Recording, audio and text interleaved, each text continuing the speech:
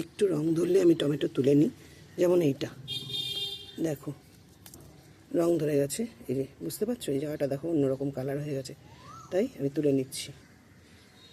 এখানে আরেকটা রং ধরেছে, এই দেখো তুলে নিচ্ছি।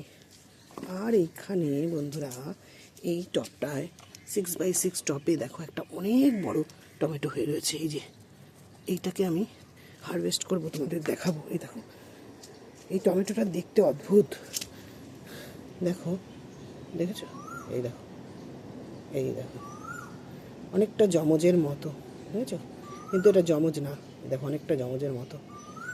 দেখো বৃতিগুলো গুনলেই তোমরা বুঝতে পারবে, 4 5 6 7 8 9 10টা বৃতি।